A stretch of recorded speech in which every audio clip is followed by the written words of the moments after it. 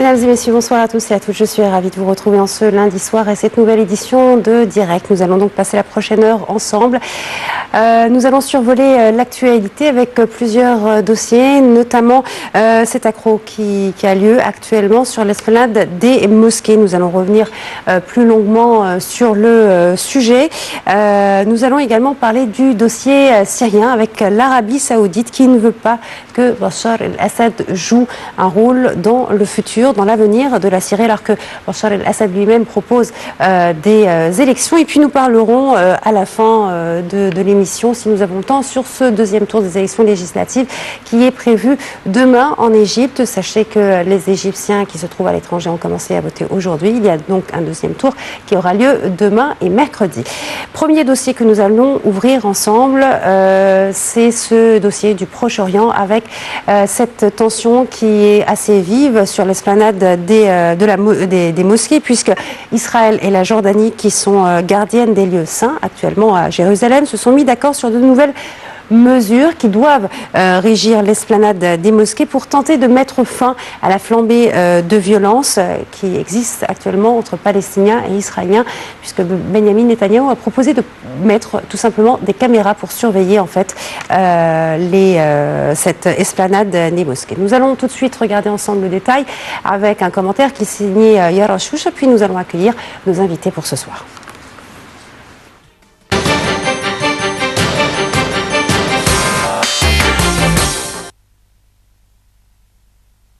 Monsieur Kerry a annoncé que cet accord prévoit une vidéosurveillance permanente de l'esplanade à l'issue d'entretiens séparés avec le roi Abdallah II de Jordanie et le président palestinien Mahmoud Abbas. Quelques heures plus tard, sans s'exprimer sur les mesures annoncées par Monsieur Kerry, le Premier ministre israélien Netanyahou a réaffirmé sa volonté de maintenir le statu quo sur l'esplanade des mosquées qui ne permet pas aux non-musulmans d'y prier. Dans un communiqué, Netanyahou a déclaré qu'Israël réaffirme son engagement à maintenir le statu quo sur le papier et en pratique et continuerait à appliquer sa politique suivie de à savoir les musulmans prient sur le mont du Temple, les non-musulmans visitent le mont du Temple employant le nom utilisé par les Juifs pour désigner le lieu. Les Palestiniens et la Jordanie accusent Israël de vouloir changer les règles du statu quo qui régissent l'esplanade des mosquées depuis 1967 et au-delà de diviser l'esplanade entre Juifs et musulmans. Le secrétaire d'État américain a assuré que parmi les mesures de l'accord figure une surveillance vidéo 24 heures sur 24 de tous les secteurs de l'esplanade des mosquées, une suggestion du monarque jordanien. Pour leur part, les Palestiniens ont déclaré attendre désormais du Premier ministre israélien des actes plutôt que des mots.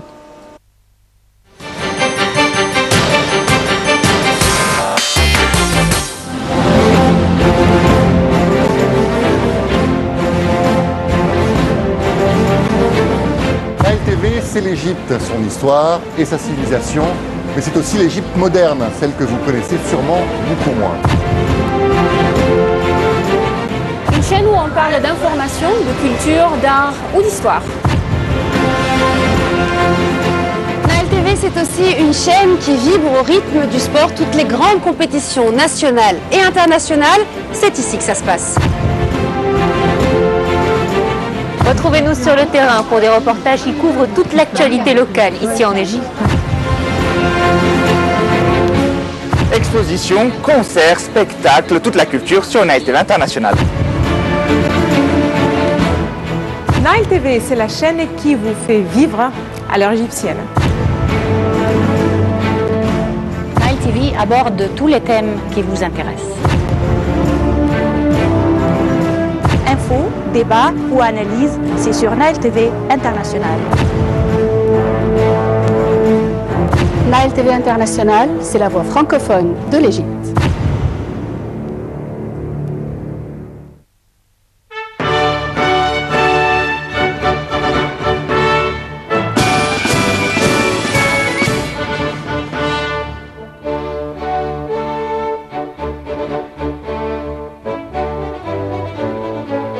Le nouveau canal de Suez.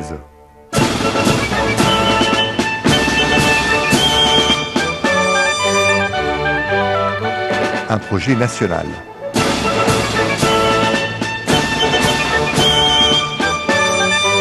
entièrement financée et réalisée par des Égyptiens.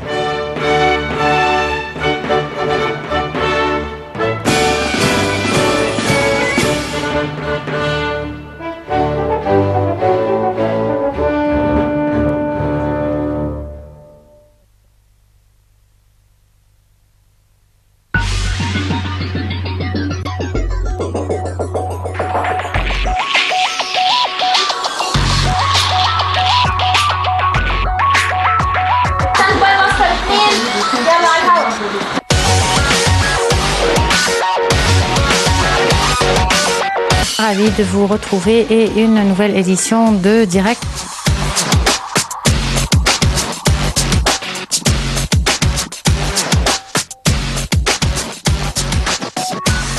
La situation économique en Égypte, où on est exactement.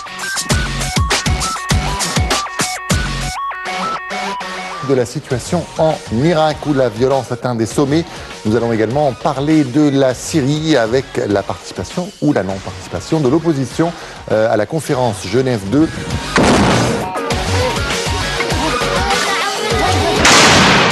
C'est dans la joie et la bonne humeur que les Égyptiens sont descendus par milliers pour célébrer les 40 ans de victoire de la guerre d'octobre.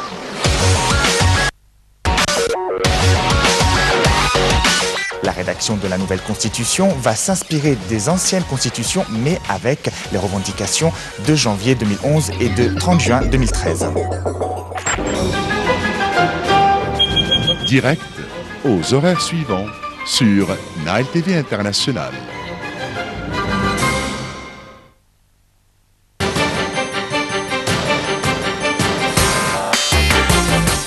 Voilà, nous sommes donc de retour et toujours en direct et j'ai le plaisir d'accueillir mes invités pour ce soir. Dr Saïd Zolfokar, analyste politique, bonsoir.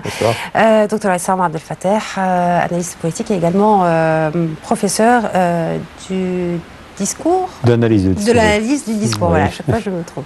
Merci d'avoir accepté notre invitation. Alors nous allons évidemment aborder plusieurs sujets ensemble. On va commencer par le Proche-Orient avec cette flambée de violence qui est assez récente sur l'esplanade des mosquées particulièrement, où Benjamin Netanyahu a proposé une surveillance on va dire de caméras, de placer des caméras pour surveiller, pour on préserve le statu quo de ce lieu saint où normalement il est interdit à quiconque non-musulman d'accéder à la mosquée et de prier. Est-ce qu'aujourd'hui, cette installation, on va dire, de nouvelles technologies pourrait éviter des violences sur ce lieu ? Moi, je ne vois pas en quoi ça va changer quoi que ce soit, le fait d'avoir des caméras, vu que ce sont des provocations perpétrées par les Israéliens eux-mêmes, avec l'intention, justement, éventuellement, de causer des troubles pour qu'ils puissent eux-mêmes faire ce qu'ils ont fait à Hébron. À Hébron, où ils ont, suite au massacre des gens qui priaient par un extrémiste israélien, ils ont décidé de diviser la mosquée en deux et de permettre aux Juifs d'utiliser comme une synagogue. Leur intention est exactement la même à Jérusalem, bien que comme c'est un lieu beaucoup plus important pour le monde islamique, ils le font petit à petit. C'est-à-dire qu'ils le font comme un salami qui coupe petit à petit. Alors maintenant, vous avez un gouvernement d'extrême droite au pouvoir en Israël. Vous avez ce qu'on appelle les settlers, qui sont les colons, qui sont maintenant majoritaires au gouvernement, qui veulent absolument mettre la main sur toute l'esplanade de la mosquée. Ils savent très bien que l'opinion internationale n'accepterait pas ce genre de fait accompli immédiat. Et ils le font petit à petit par des provocations. Les provocations sont telles. Ils ont le droit d'emmener des gens entre 7h du matin et 11h du matin. Soi-disant des touristes pour visiter, des non-musulmans, chrétiens et juifs. Mais c'est toujours des extrémistes colons, la plupart des colons, avec la police. Ils rentrent avec des gens armés par centaines et ils étaient plus de 1000 l'autre jour. Donc ce sont des provocations exprès.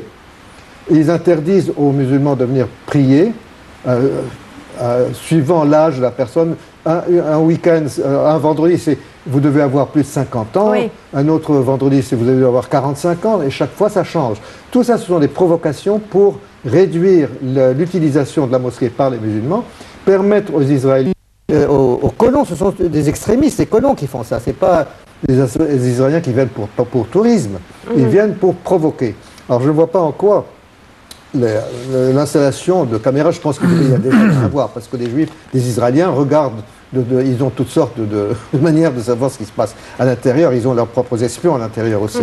Donc ça fera absolument rien.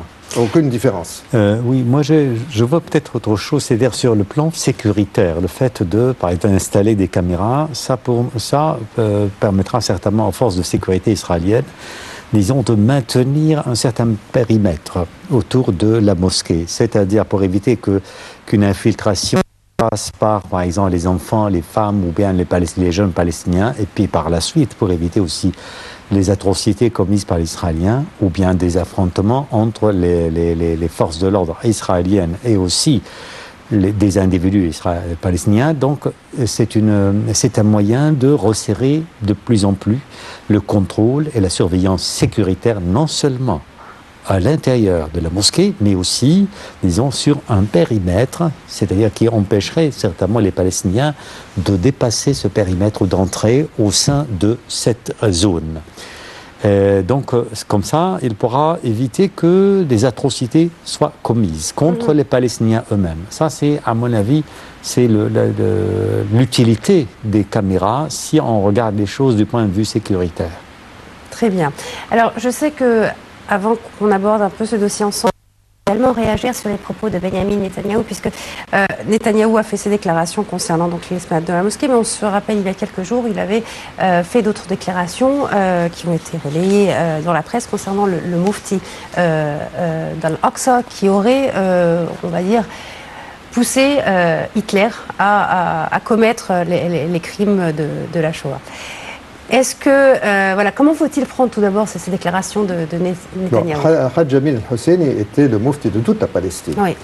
Il avait été nommé par les Anglais, parce que la famille Husseini, qui est la famille principale, si vous voulez, de Jérusalem, a presque toujours eu le mufti de cette famille. Mais Arafat est un cousin de cette famille également, comme était Abdel Qadir al-Husseini, qui était le commandant des troupes arabes en 1947-48 et qui a été tué juste en avril à la bataille de Qastel.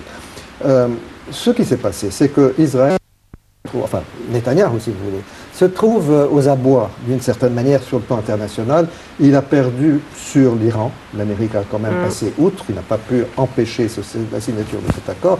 Il fait tout à travers ses agents aux États-Unis, le parti républicain principalement, pour que cet accord ne voit jamais le jour. Bon, mais ne parlons pas de ça, parce qu'il se trouve un peu coincé sans appui international. Les atrocités qu'ils commettent tout le temps, avec un gouvernement d'extrême droite au pouvoir, avec des colons qui sont majoritaires maintenant, non seulement au Parlement, non seulement dans le gouvernement, mais également dans le corps des officiers de l'armée. Les extrémistes religieux et colons sont devenus majoritaires maintenant parmi les officiers. Ce qui rend le pays totalement raciste, si vous voulez. Donc il y a un racisme. Il a perdu ses arguments auprès des Européens, tout ça. Alors maintenant, pour essayer de redorer son blason, il invente qui est un mensonge et honté, mensonge historique, puisque Hajj Amin al-Husseini était réfugié en Allemagne pendant la guerre. Il n'a rencontré Hitler que pour quelques minutes en 1941, bien après le commencement des massacres des Juifs, qui a commencé en Ukraine, principalement à Babi Yar, etc.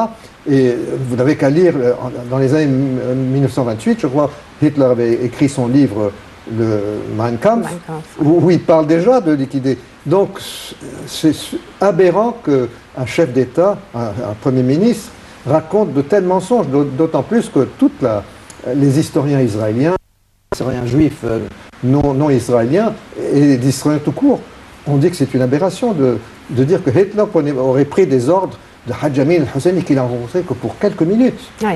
Voilà, même Angela Merkel personne n'a vu, personne n'était présent pour savoir qu'est-ce qui a été dit dans cette réunion. Ouais. Alors d'où ce qu'il invente une conversation sans démontrer la source.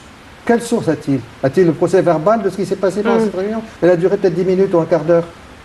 Alors, que cherche justement Benjamin Netanyahou en faisant des déclarations comme je pense qu'il y a deux facteurs, en fait, principaux. Parce que récemment, on a vu que l'opinion publique, on a vu même des manifestations des jeunes contre le gouvernement de Netanyahou.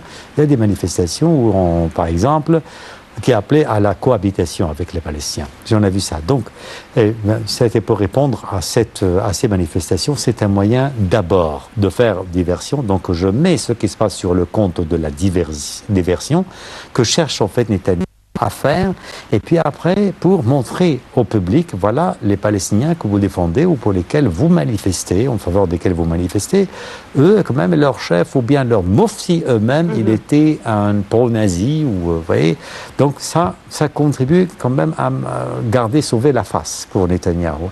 Et pour aussi monter public à l'opinion internationale, la même chose, comme si Netanyahou disposait des archives certainement personnelles qui montrent des choses qui, c'est la première fois, sont déclarées. Donc ça, c'est à mon avis la raison de ces déclarations. Ouais, donc, d'autre part, ils oublient, par exemple, même en Égypte, à l'époque de la Deuxième Guerre mondiale, la population égyptienne était pro-allemande. Que Anwar el-Sadat, que les Israéliens adorent parce qu'il a signé le traité, était un agent allemand pendant la guerre. Il a travaillé pour les services secrets allemands. Il a passé 3 ans en prison quand il a été attrapé. Il livrait toutes sortes d'informations sur les troupes anglaises à travers... Il y a tout un parti politique. Bien sûr. Donc pourquoi pas investir? On a investi cette histoire. Aziz el-Masri, que les officiers libres adoraient, était aussi travaillé pour les Allemands. Donc pour nous, c'était l'ennemi de nos ennemis. Oui. Ça n'a pas une question d'idéologie. Rien à voir avec C'était le pas nazisme. du tout question d'idéologie. Rien à voir avec l'idéologie. Dans le même cas, le Hajj Amin al-Husseini était un homme très respectable, et certainement, ce n'était pas par idéologie nazie qu'il a... Et c'est une figure importante. C'était une essai que, par exemple, c'est le fait de ternir vraiment cette image. Hein. Donc, mais voilà, depuis cet holocauste, il y a toujours eu ce sentiment, on va dire, très amer envers les Allemands, envers le nazisme. Pourquoi aujourd'hui essayer de minimiser ça et de mettre ça sur des Palestiniens? Parce qu'il veut diaboliser les Palestiniens. Il voit la population, enfin l'opinion publique dans les pays, si vous voulez, d'Europe, est en train de changer. En Amérique même, ça commence. Il commence à comprendre de quoi ce conflit et la création de ce conflit vient d'où. Avant, il pensait que c'est les Arabes qui veulent jeter les Juifs à la mer, sans savoir que les Israéliens étaient venus et avaient jeté les Arabes dans le désert. Alors maintenant, il commence à connaître les sources du problème. Et pour renverser cette situation qui est défavorable maintenant à Israël, avec le mouvement de boycott des produits qui viennent des colonies en Cisjordanie, il veut diaboliser les Palestiniens encore plus et rendre encore moins humains en face de la population israélienne et mondiale. Mais déjà, avec les Israéliens, ils sont déjà diabolisés totalement. On n'a qu'à voir comment ils tuent des femmes qui sont désarmées. Moi, je viens de voir sur RT, c'est la télévision russe, un pauvre ouvrier arabe qui travaille dans une entreprise juive en train d'être massacré par des soldats, sans raison. Ils ont même tué, ils ont lynché un malheureux érythréen en pensant que c'était un Palestinien. Ils ont tué 2 Juifs parce qu'ils étaient foncés. Alors on disait qu'ils prétendaient qu'ils pensaient qu'ils allaient poignarder un soldat, mais c'était des Juifs qui n'avaient pas d'armes dans les mains. On les a tués uniquement parce qu'ils étaient un peu foncés. Donc aujourd'hui, en fait, on va dire la tactique de Netanyahou, puisque on voit que sur le terrain, voilà, rien ne change, c'est de diaboliser tout simplement les Palestiniens au sein de l'opinion internationale. Et on voit aussi qu'il y a un appel de Netanyahou, par exemple, aux Juifs, et on sent beaucoup ça, par exemple en France, il y a énormément de Juifs qui ont quitté la France pour retourner en Israël. On a l'impression qu'il veut repeupler un petit peu Israël. Oui, mais ça remonte quand même à une époque, c'est pas récent. Tout ça, c'est pas récent. Mais dernièrement, c'est vrai qu'il y a eu par exemple beaucoup de documentaires qui ont été tournés concernant l'antisémitisme qui est présent. Est-ce que ça va de pair, ces deux voies Écoutez, pour les Italiens, on va perdre vraiment ce procès-là, parce que je pense que c'est-à-dire que comme une réaction aux atrocités qu'on a vues s'afficher sur le Facebook, même sur le net, partout, on a vu des femmes, des enfants qui sont massacrés par les troupes israéliennes, et ce sont quand même des atrocités qui ont contribué à élever, indigner l'opinion publique et internationale contre Israël. Je pense que ce que fait actuellement Netanyahou, c'est un moyen de faire diversion pour détourner complètement cette attention et pour justement chercher un sujet. Vous savez que le fait de dire que c'était pro-nazisme, encore une fois, et que vous savez, quand être pro-naziste, par exemple, en Allemagne, ça c'est passible d'une certaine peine. Donc, vous voyez, Netanyahou veut, coûte que coûte, gagner à son côté aussi, encore une fois, l'opinion publique qu'elle a perdue, comme a dit en fait mon collègue, c'est ce qui s'est passé aux États-Unis. On a vu des manifestations, même les observateurs ont ont quand même marqué un certain changement vis-à-vis de ce qui se passe après les atrocités qu'on a vues, les violences commises. Donc, mais depuis longtemps, en fait, on voit que même malgré les appels de Netanyahou, appels qui consistent à exhorter les Français ou les Juifs français ou en Europe ou partout à venir, à entrer en Israël, s'établir en Israël, je pense que tous ces appels ont été voués à l'échec parce que, vu certainement les affrontements, la violence qui sévit de plus en plus, les heurts entre Palestiniens et Israéliens, là vraiment ce n'est pas un climat qui encourage à venir s'établir là-bas. Très motivant. D'ailleurs, c'est le seul pays où les Juifs se font tuer. Ils ne se font pas tuer en Europe. Oui. Voilà, exactement. Il y a moins de risques, on va dire, en Europe. On va tout de suite aborder le deuxième sujet, c'est la Syrie, bien évidemment, avec l'Arabie Saoudite qui ne veut pas de Bachar el-Assad dans un rôle dans l'avenir. Il faut le ministre des Affaires étrangères saoudien était donc au Caire. Il a fait état de progression de discussions internationales. Et samedi déjà, le roi Salman d'Arabie Saoudite et le secrétaire d'État américain John Kerry avaient appelé, eux, à une mobilisation diplomatique internationale pour trouver un règlement au conflit en Syrie, alors que Bachar el-Assad lui-même avait appelé à des élections. On va tout de suite regarder le détail avec Yara Choucha et on revient tout de suite après.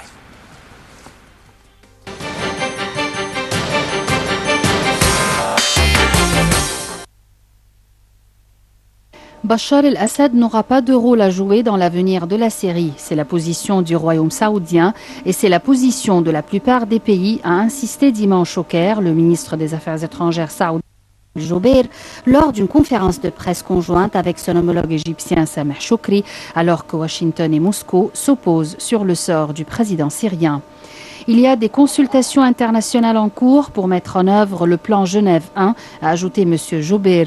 Il faisait référence à l'idée d'une autorité gouvernementale de transition dotée des pleins pouvoirs qui prépare la tenue d'élections en Syrie, approuvée par les grandes puissances en juin 2012 lors de la conférence internationale sur la Syrie dite de Genève 1. Après une rencontre vendredi entre l'Arabie Saoudite, la Turquie, les États-Unis et la Russie, M. Kerry avait dit espérer une nouvelle réunion internationale plus large dès le 30 octobre, réunissant notamment des acteurs régionaux comme l'Égypte, le Qatar, la Jordanie et les Émirats arabes unis, ainsi que plusieurs pays européens comme la France, la Grande-Bretagne, l'Italie et l'Allemagne, pour trouver une solution au conflit syrien qui a fait près de 250 000 morts, déclenchement en 2011. Washington réclame notamment le départ du dirigeant syrien soutenu par Moscou. Depuis le déclenchement des frappes aériennes russes en Syrie le 30 septembre, Moscou multiplie les contacts diplomatiques avec les acteurs de la région. Le ministre russe des Affaires étrangères Sergei Lavrov et John Kerry se sont à nouveau parlé au téléphone samedi, évoquant, selon un communiqué de la diplomatie russe, les modalités d'organisation d'un processus politique entre le gouvernement syrien et l'opposition.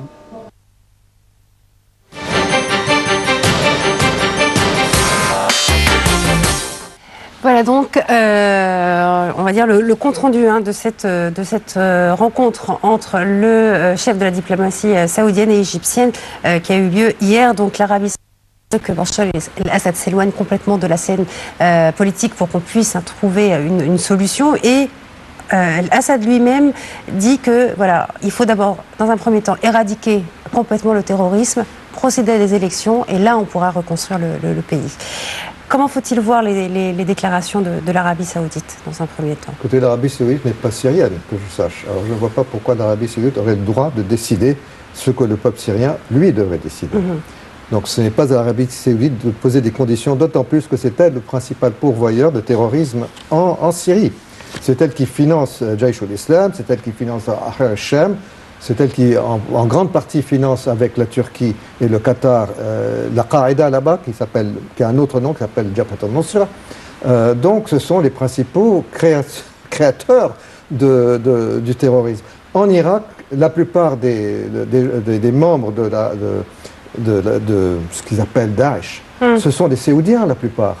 Donc c'est eux qui ont fourni toute cette faune, tout ce ramassis de wahhabites qu'on a partout, et même dans le Sinaï, je suppose qu'il y en a quelques-uns dans le Sinaï également.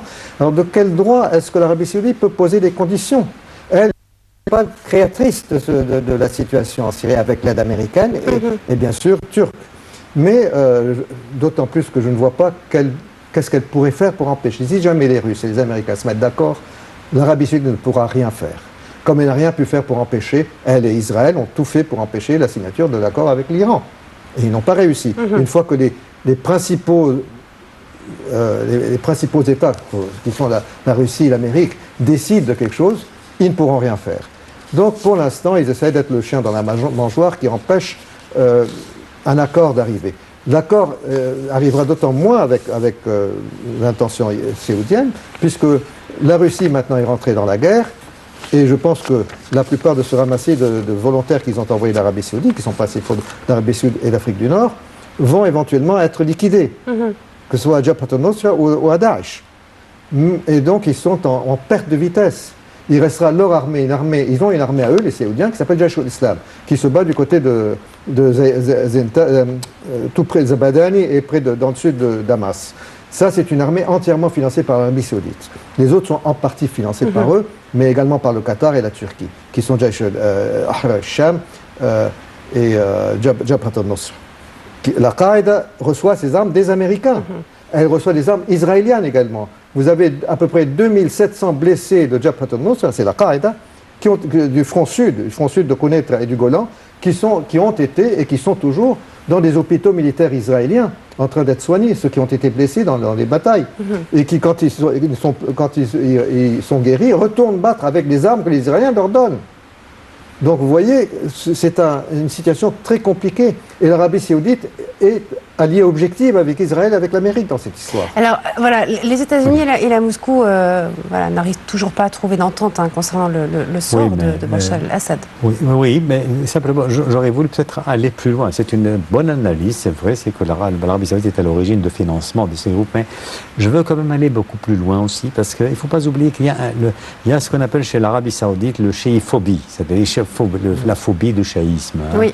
Donc nous avons la Syrie, et maintenant c'est que le gouvernement irakien quand même a commencé à se rapprocher davantage de la Russie qui soutient la Syrie. Syrie est soutenue par Hezbollah, aussi par l'Iran.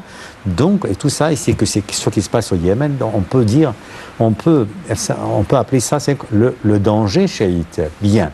Le fait que l'Arabie Saoudite insiste, par exemple, à chasser complètement Assad ou à faire partie Assad, il faut l'interpréter sous cet angle. C'est quoi? C'est dans le combat contre le chiisme, étant donné que le chiisme actuellement, je dirais, vit une époque un peu prospère avec la puissance iranienne. L'Iran, à mon avis, est sortie gagnante. Il faut dire gagnant de quoi? Des négociations sur le nucléaire avec les États-Unis. Vous voyez, tout ça, c'est quand même, ça inflige une certaine défaite à l'Arabie Saoudite. L'Arabie Saoudite insiste aussi, c'est donc à faire partir Assad. Ça, c'est une chose, et c'est d'où peut-être c'est le financement qu'on voit actuellement des groupes terroristes, mais tout ça en cachette. Et des volontaires. Et volontaires, et c'est-à-dire que ça, c'est un coup de théâtre, c'est-à-dire que le gouvernement fait semblant de combattre le danger, alors qu'il y a des émirs, peut-être saoudiens, des Émirats, qui financent bien entendu les groupes de Daesh, tous les islamistes, qui en fait combattent eux-mêmes le danger, les chiites. Ça, c'est une chose très importante. Mais est-ce que, pour les entretiens, vous avez évoqué une chose très importante en ce qui concerne cette insistance. On a vu, et c'est la Russie, en fait, peut-être pour le premier tour, oui, elle a essayé quand même de réconcilier, de regrouper autour d'elle tous les partis internationaux afin d'accepter leur point de vue. Mais c'est-à-dire que tout ça, la tentative a été vouée à l'échec, mais je pense quand même qu'il y a un progrès, malgré cet échec. Alors, le progrès par rapport à la Russie. Oui, bien sûr. C'est-à-dire le fait d'accepter quand même l'idée de négociation. Ouais. Et puis si la négociation dans le premier tour ont été vouées à l'échec, ça n'empêche pas qu'on reprenne encore une fois. Et je pense qu'on va voir des concessions qui s'effectueront à l'avenir. C'est-à-dire que, par exemple, on a vu que même le ministre de John Kerry lui-même, il a dit oui, malgré, c'est vrai on n'est pas arrivé, bien qu'on ne soit pas arrivé justement à des solutions concrètes ou ça, mais quand même, ça veut dire que les négociations vont continuer. Et on va voir peut-être des concessions. On a vu ces concessions au début, lorsque l'idée de faire partir le Assad, quand même, cette idée a commencé à, disons, à se fragiliser un petit peu et aussi à s'évaporer. Complètement, oui. Parce qu'on s'est rendu compte qu'on fait ce qu'on appelle l'armée libre ou l'opposition syrienne. L'opposition syrienne, comme a dit Assad une fois, c'est-à-dire que comporte pour la majorité des figures terroristes. Exactement. C'est-à-dire que l'opposition syrienne libérale ne peut rien faire sans le soutien des terroristes. Donc la présence de Assad est indispensable. Alors, la présence de Assad est indispensable, mais quand il parle d'élections, est-ce qu'on peut tenir des élections? Parce qu'on sait qu'il y a eu des élections qui ont été tenues déjà en Syrie, juste quelques années, on va dire, après. Voilà, il y a quelques mois, après la flambée de violence. Mais aujourd'hui, est-ce que dans l'état actuel des choses, dans ces circonstances, on peut quand même parler d'élections? Vous parliez tout à l'heure du peuple syrien qui doit choisir. Non, bien sûr que dans l'état actuel, on ne peut pas avoir d'élections. Il y a une guerre avec des batailles partout. Et vous avez 7 millions de personnes qui ne sont plus chez eux à la maison. Donc comment vous allez retrouver ces gens pour qu'ils votent? Vous en avez 4 ou 5 millions à l'étranger. Donc c'est totalement impossible. Il faut absolument qu'il y ait soit un armistice, soit une trêve. Mais vous savez, Daesh ne veut pas de démocratie. Jabhat al-Nusra et Al-Qaïda sont contre la démocratie. Ahrar al-Sham et Jaish al-Islam ont dit dès le départ qu'ils ne croient pas à la démocratie. Ce sont des gens qui croient à la souveraineté de Dieu. Et donc la démocratie, c'est du kufr. Ce qui veut dire que ceux qui se battent, l'armée libre n'existe pas, c'est une armée de fantômes, parce qu'elle n'existe pas. Ce sont tous, la preuve, les Américains, quand on leur a demandé, ils ont envoyé 70 types surarmés récemment, il y a un mois, et on a demandé au numéro 2 de l'armée américaine, qui est le Sénat américain, de lui demander, eh bien, qu'est-ce qu'ils sont devenus? Il dit, il y en a 4 ou 5 encore. Le reste sont tous rejoints à Jabhat al-Nusra. Il y en a 4 ou 5 qui se... Et ça, c'est il y a 2 semaines. Ils ont disparu, ces 4 ou 5 individus. C'est ça, c'est ça l'armée syrienne libre. Alors, quand récemment, Lavrov a demandé, dites-nous où est l'armée syrienne libre pour qu'on ne les bombarde pas, les Américains ont refusé de leur dire où ils sont. Parce qu'ils n'existent pas. Oui. Ils leur ont dit, dites-nous pour qu'on ne les bombarde pas. Oui, je suis d'accord, mais c'est vrai, mais j'aimerais bien aussi regarder une chose. La question aussi, ce n'est pas est-ce que vraiment l'atmosphère, le climat est favorable à la tenue d'élections. C'est pas ça la question. Mais le fait, ce qui m'intéresse plutôt, c'est le discours. C'est un discours qui s'inscrit dans ce qu'on appelle la légitimité du régime. Bon, on accepte vraiment de dialoguer avec l'autre. Eh bien, la Russie, rappelez-vous, la solution qui a été proposée par la Russie, c'est quoi? C'est établir un dialogue entre le régime de Assad et les opposants. Et puis après, on a vu les opposants, c'est pas vraiment la véritable opposition, on a vu des figures d'opposition. Mais parce que Moscou cherche surtout à redonner une place centrale à Bachar al-Assad dans cette histoire, tout simplement. Et bien sûr, pour 2 raisons. Pour là aussi, c'est certainement, je dirais que le régime de Bachar al-Assad s'avère quand même aux yeux de l'Allemagne, très important. Sinon on va avoir un autre Irak. Oui. C'est-à-dire une autre Libye. Une autre Somalie même. Une autre Libye. Donc le régime quand même est important. Il ne faut pas oublier aussi qu'il y a quand même le nombre de partisans de Assad. Je pense que ça augmente. C'est-à-dire actuellement, il y a quand même toute une population, il y a une partie. Et c'est le régime de Assad est considéré comme le régime légitime. Ce qui fait que la Russie apparaît actuellement sur la scène comme quoi défenseur de la légitimité, alors que les Américains, qu'est-ce qu'ils veulent? Faire partir Assad. Il n'est pas, en fait, il n'est pas légitime qu'un pays insiste, comme a dit aussi mon collègue, sur le départ. Comme ils ont fait pour l'Irak, en voulant faire partir à tout prix Saddam Hussein. C'est un régime. Et comme ils ont fait en Libye. Et comme ils ont fait en Libye avec l'aide de la France, en faisant et de quoi se mêle l'Arabie Saoudite, et même les États-Unis. Elle représente Israël dans cette histoire. Oui. La source de tout, c'est Israël qui veut absolument détruire tous les États nationaux autour d'elle. Ouais. Il y a des documents israéliens qui le démontrent depuis plus de 30 ans. Alors, ils ont commencé par l'Irak. Démantèlement d'un pays laïque, d'un pays uni, qui est devenu maintenant 3 pays en guerre. 3 pays en guerre.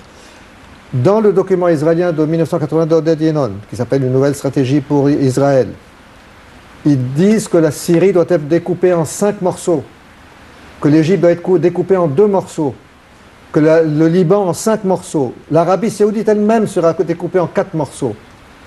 Et ils ont réussi, malheureusement, au Soudan, où ils avaient parlé de 2 morceaux, mais ils en parlent encore de découper le Kordofan et le Darfour.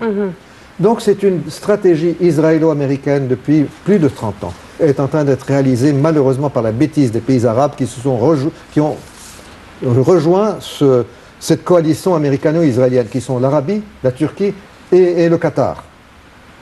Oui. Ils sont devenus les suppôts de l'impérialisme américain et israélien. Mais on a vu aussi des négociations entre la Russie et la Jordanie. La Jordanie, bon, fait partie de quoi alliée aussi de l'Occident, des États-Unis. Bon. Mais c'est quand même, je pense que on arrivera en fait aux négociations dans lesquelles on verra aussi des concessions. Vous allez voir. Vous parliez de légitimité de Bachar el-Assad et puis peut-être le nombre de partisans de l'Assad qui augmente. Est-ce que c'est le ressenti général qu'on a aujourd'hui? Est-ce que certains pays européens aussi ont commencé à changer? On a vu que l'opinion, par exemple, de la France a commencé un petit peu à changer. Moi, je n'ai pas vu le changement de l'opinion de la France. Et les réfugiés concernant, les réfugiés, bien sûr. Oui, mais pas concernant la Syrie. La France est le pays le plus extrémiste contre Assad. Oui, mais maintenant... Jusqu'à présent, ils refusent. Oui, ils refusent, mais... Ils refusent. Qui combat, en fait, actuellement? Le pays qui combat les terroristes auxquels on voit actuellement se joindre des Français, des Allemands, Américains, des Russes. Il y a énormément oui, mais la politique officielle française est très anti-Assad en personne. Pour quelle raison? Parce qu'ils veulent vendre leur camelote d'armement aux Saoudiens et aux Qataris. Alors il faut qu'ils suivent la politique saoudienne-qatarie, c'est comme des prostituées politiques. Mais ils vont faire des concessions. Mais il y a quand même un changement de ton concernant Assad. Oui. Moi, je le sens, peut-être ce changement de ton. Est-ce que finalement, ce qui reste de la Syrie, c'est une petite partie où il y a encore cette légitimité dont on parlait de Bachar el-Assad qui affronte en fait tout ce qu'il y a autour d'elle? Oui, sur le plan international, et que c'est pour cela, c'est que Poutine est certainement pareil comme défenseur de la légitimité. C'est pour ça qu'il va gagner. Et de l'unité du pays. Oui. Parce que le but des Saoudiens et les autres, c'est de créer, et des Israéliens bien sûr, c'est qu'ils s'entretuent. C'est ce qu'un ministre vient de dire. Je crois que c'était Moshe Ya'alon, le ministre de la guerre israélien. Il a dit tant qu'ils se battent entre eux, tant mieux. Let them bleed to death, qu'ils saignent jusqu'à la mort. Donc ils ne demandent pas mieux que les Arabes s'entretuent entre eux. Oui. C'est ça le but. Et l'Amérique joue ce jeu également. Mais est-ce que dans le cas de la Syrie aujourd'hui, dans la balance, c'est la Russie qui pèse plus lourd que les États-Unis? Bien sûr, parce que regardez, ce qui est infondé, même voire absurde, c'est le fait qu'un pays, que ce soit les États-Unis, l'Occident, la France, réclame en fait le départ de Assad. Pourquoi? C'est illégitime, c'est absurde. C'est-à-dire un État exige le départ du président, c'est l'autre. Oui, c'est absurde. C'est pour être dans les bons yeux contre les droits internationaux. Ils rachètent des milliards d'armements qui vont pourrir dans le désert éventuellement, quand ils n'utilisent pas contre les malheureux yéménites. Très bien. On va terminer, messieurs, avec l'actualité en Égypte. C'est ce deuxième tour des élections législatives. On a vu que le premier tour n'avait pas vraiment motivé les gens. Il y avait un taux très faible de participation. On va voir ce qu'il en est demain avec ce deuxième tour. Les Égyptiens à l'étranger ont commencé à voter hier. On regarde le point avec Yara Choucha et on revient tout de suite après.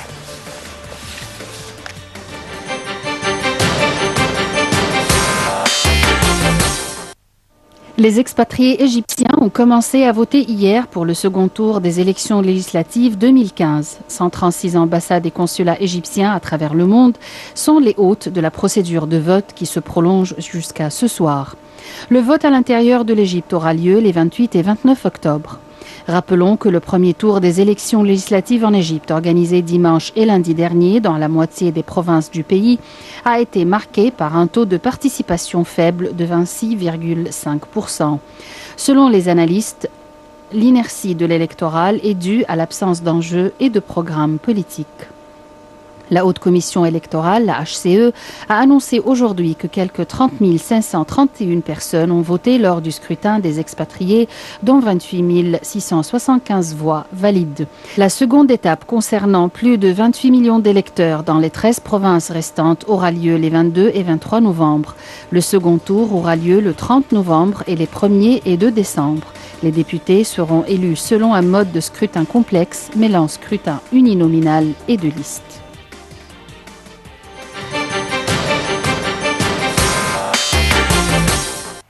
Complexe, voilà, c'est le mot qu'il faut retenir peut-être concernant ces élections. C'est ce que vous étiez en train de dire, messieurs, avec un bulletin un bulletin de liste et uninominal en fait. Oui. Voilà, il faut choisir la liste et la personne. La semaine dernière a eu lieu le premier tour. De certaines provinces. Les autres provinces vont voter dans le courant du mois de novembre, ce qu'il reste. Et on a vu un taux de participation assez faible, on va dire, pour être honnête. Alors, qu'est-ce qui s'est passé? Pourquoi les Égyptiens n'ont pas été motivés? Est-ce la complexité, tout d'abord? Est-ce que finalement les Égyptiens en ont un petit peu assez de la politique? Ou est-ce que ces parlementaires, ces personnes qui doivent représenter le peuple, n'ont pas fait assez de campagne pour présenter leur programme, pour dire, ben voilà, moi je suis un tel et je viens défendre ce programme. Eh bien, tout ça, mais d'abord, c'est que, pourquoi? C'est-à-dire, si par exemple vous demandez, allez-vous voter? Ben, d'abord, vraiment, c'est une question pour moi embarrassante. Pourquoi? Pour qui je vais voter? Et pourquoi? Regardons par exemple pour le scrutin uninominal, scrutin de liste. On a vu par exemple des courants politiques qui se marient aujourd'hui pour former une coalition et le lendemain, on a vu ça, la coalition se disloque complètement. Mais ce qui m'intéresse, c'est le programme. Soumettez leur programme, leur discours, donc à l'analyse du discours. Alors, vous allez voir, vous allez vous apercevoir une chose, qu'il n'y a pas de programme. C'est-à-dire, il faut faire différence entre un programme, un certain mécanisme et les objectifs du programme. Tout ce que vous allez voir, numéro 1, 2, 3, 4, des objectifs. Mais la question se pose toujours. Comment vous pouvez atteindre ce but ou ces objectifs? Ça, c'est une question à laquelle aucune coalition n'arrive à répondre. Deuxièmement, regardez pour les individus face à la liste, enfin le scrutin uninominal, les indépendants. Je ne vois sur la scène exactement que des figures du Parti national, c'est-à-dire les mêmes figures, les mêmes acteurs du film que je voyais auparavant. Ce sont les mêmes acteurs que je vais voir, ou bien d'autres, parce qu'enfin, il faut faire différence entre, par exemple, un partisan actif du parti de Moubarak, un autre partisan passif, il est là, mais il s'inscrit dans le parti, mais il ne joue aucun rôle. Maintenant, il apparaît sur la scène. Là, vraiment, c'est que quand on regarde, c'est un homme d'affaires. Et la seule chose, à mon avis, qui menace l'Égypte sur le plan politique et législatif, c'est le mariage entre l'économique et le politique. On va le voir encore une fois. C'est interdit. Les hommes d'affaires ne doivent pas, en fait, être... Ils ne doivent pas faire partie de la vie politique. Eh oui. Alors, pour l'individu, le pauvre individu, ce qu'il cherche, c'est les citoyens. Vous savez, la pauvreté, le pourcentage de pauvreté, c'est quoi? C'est justement, il veut améliorer sa vie. À quoi ça sert, ces législatives dont je ne comprends rien? Ça, c'est une chose importante aux citoyens. Et puis, il y a autre chose. Les médias n'avaient pas préparé le citoyen à comprendre les programmes politiques. On a vu les médias étaient focalisés sur les matchs de football, sur autre chose que la politique, que les élections législatives. Alors, il ne faut pas s'attendre. Le taux faible, fragile, n'est pas du tout étonnant pour moi. Vous êtes du même avis. Je suis tout à fait d'accord. Je suis tout à fait d'accord. Vous savez, j'ai posé la question. Moi, je n'ai pas voté parce que ma circonscription, c'est en novembre. La vôtre aussi, je crois. Oui. Donc, nous n'avons pas voté pour l'instant. Mais j'ai demandé à droite et à gauche. Certains des gens à qui je demande ne savaient même pas que des gens de Guise, qui sont de l'autre côté de l'île, et donc qui, eux, votaient. Ils n'étaient même pas au courant qu'il y avait des élections ce jour-là. D'autres ont dit on nous a montré une quarantaine de noms, une cinquantaine de noms, on ne les connaît pas. Comment voulez-vous qu'on choisisse parmi tous ces gens qu'on ne connaît pas? D'autres ont dit, de toute manière, même si on vote pour quelqu'un, on sait très bien que rien ne se passera. On a déjà voté 8 fois dans les 3 dernières années. Ça n'a rien changé à notre vie. Au contraire, la vie est plus chère, on a plus de problèmes, etc. Donc, vous savez, et puis, on a donné 2 semaines aux candidats pour présenter leur... C'est pas suffisant, évidemment. Bien sûr 2 que c'est semaines pas pour suffisant. présenter. Puis la plupart n'avaient même pas de programme à présenter. C'était des personnalités, simplement des individus. Mhm. Les partis sont en dessous de tout. Ils n'ont pas de programme politique, ils n'ont pas un programme économique. Qu'est-ce qu'ils ont présenté? Rien de spécial. Alors, on ne sait pas pour qui voter. Il y a un manque d'enthousiasme, parce que ce qu'on appelle, il y a une fatigue électorale, on dit en anglais electoral fatigue. C'est un mot français, effectivement, c'est une fatigue électorale. Ouais. Les gens en ont assez, ils ont voté 8 fois en 2 ans ou en 3 ans et ça n'a pas changé grand-chose. Donc, vous avez un désenchantement, si vous voulez, de la population. Oui. Ou un ras-le-bol, tout simplement. Et ça ne les intéresse pas. Ils politique. disent en quoi ça va changer notre vie. Et puis, j'ai l'impression également, parce que ceux qui sont les principaux responsables, ce n'est pas le pauvre type qui vote. C'est ceux qui ont créé ce système compliqué, complexe, on veut dire compliqué, parce que pourquoi voter pour des individus qu'on ne connaît pas? Et puis 20% pour les partis. Des partis qui déjà sont en dessous de tout parce qu'ils n'ont pas de programme politique. Alors, ça sert à quoi d'avoir un parlement? Parce qu'il y aura un parlement d'individus. La feuille de route. Voilà, qui seront des individus qui s'intéressent plus à leur paroisse, à satisfaire des demandes individuelles de les gens de leur paroisse, de leur constituency, comme on dit. Oui. Que d'avoir un programme politique pour le pays. Ce pas des gens qui ont une vision de ce que devrait être l'Égypte. Alors que c'est le Parlement qui doit normalement établir des Mais oui, lois c'est lui qui établit les lois. voilà. Donc, Et oui, on est vraiment curieux de voir vraiment le futur Parlement. Mais je pourrais vous assurer, même pour le pourcentage des électeurs, c'est-à-dire qui sont allés voter. Et on a lu dans les journaux, c'était les âgés ou les vieux, les adultes, un petit peu, les femmes. C'est, à mon avis, le motif qui comptait pour ça, c'est par peur des intégristes. Oui, il y a énormément de... Voilà, il y a beaucoup de gens qui sont pour essayer de contrer le courant salafiste, pour pas qu'on se retrouve avec un Parlement. C'est une des raisons pour lesquelles j'ai voté en novembre, même si je ne connais pas pour qui voter, mais c'est vrai que, exactement, moi j'ai entendu pareil dans la rue qu'il fallait voter pour ne pas laisser le champ libre aux salafistes. Quel que soit le futur député. Alors, comment expliquer, justement, quel que soit le futur député, on a vu dans certaines circonscriptions, notamment à Gizeh, dans le quartier de Doki, il y a un politicien qui se présentait, en face de lui, le fils d'un avocat célèbre, pour ne pas citer de nom. Il y a eu aussi, je crois, la victoire d'un présentateur de télévision. Sur quoi ça a joué? Est-ce que c'est la notoriété, par exemple, du présentateur de télévision qui a fait qu'il a remporté les élections?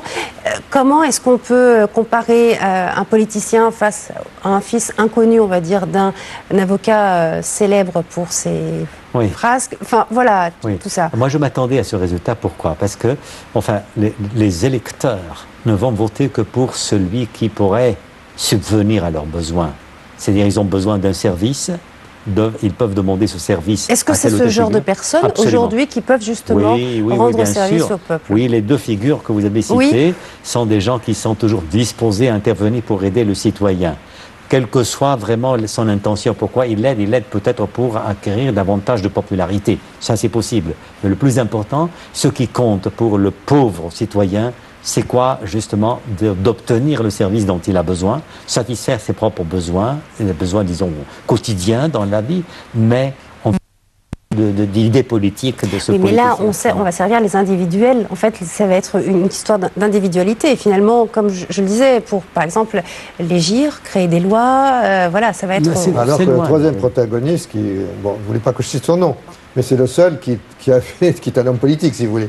Oui, exactement, c'est ça, qui est présent sur la scène politique depuis... Parce qu'en fait, ceux qui lisent les journaux et qui l'écoutent, c'est des gens éduqués, un certain niveau d'éducation, mais la masse des gens qui vont voter sont des gens qui ne comprennent rien de ça, mais ils veulent justement... C'était le seul convenable, si vous voulez, dans ce groupe. Je vois ce que vous voulez dire. Le seul qui avait une vision, si vous voulez, du pays, et qui parle dans ses éditoriaux quotidiens ou assez rapides,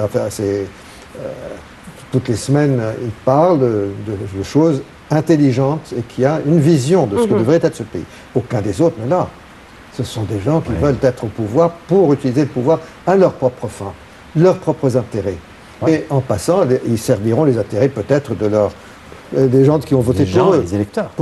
Pour leur passer de l'ascenseur, si vous voulez. Mais c'était aussi le moment opportun pour toute cette jeunesse qui a cru en ces révolutions, peut-être celle du 25 janvier, celle du 30 juin. C'était peut-être le moment opportun d'être là, d'être présent sur le terrain, d'établir un... Comment ils ne peuvent pas? Ils ne peuvent pas entrer dans le jeu électoral. Ils n'ont pas les moyens. C'est-à-dire, ils n'ont pas l'argent, ils n'ont pas les moyens. Vous savez, le jeu électoral, quand même, c'est un jeu très coûteux. C'est pas facile. C'est pas pour n'importe qui. Regardez même toutes les figures, les individus, ce sont déjà, comme je vous l'ai dit, ce sont des gens qui étaient déjà présents autrefois. On craint qu'il y aurait un mariage financier. La plupart ont un certain pouvoir financier. Bien sûr, mais les jeunes, les pauvres, on s'attendait à ce que les jeunes soient appelés justement à participer non seulement aux élections, mais aussi au programme politique. On s'attendait à ce qu'on les voit sur la scène politique, par exemple. Mais là, ils ont été un peu marginalisés. Ça, c'est le problème. Donc, et la gauche aussi, la gauche a disparu. C'est fini, il voilà. n'y a plus de gauche. Il n'y a plus de... Elle a disparu. Elle a disparu. Elle n'a pas d'argent non plus. Ah oui. Donc en fait, c'est une question d'argent aussi. Ah oui, pour les élections, bien entendu. Vous savez, le parti Nour n'existerait pas s'il n'y avait pas des sponsors qui viennent de l'étranger qui les payent. Et les bourses. Ouais. Et les bourses. Ils n'existeraient pas. Bien sûr, les bourses, ça nous explique peut-être pourquoi il n'y a plus de dollars. Avoir des énergumènes pareils comme il n'existerait pas sans l'argent derrière qui arrive. Oui, tout à fait. Donc voilà, demain c'est le deuxième tour. Allez voter parce qu'il faut voter, parce que c'est un droit et c'est un devoir. Et puis on verra donc le résultat de ces élections, puisque je crois que la commission électorale doit annoncer les résultats au cours d'une conférence de presse mercredi. En tout cas, merci messieurs d'avoir été présents ce soir. Dr Aissam Abdel Fattah, merci beaucoup. Dr Saïd Zolfoukar, merci également. Mesdames et messieurs, rendez-vous demain à partir de 19h heure locale du Caire avec une nouvelle édition de Direct. Excellente soirée à tous et à toutes.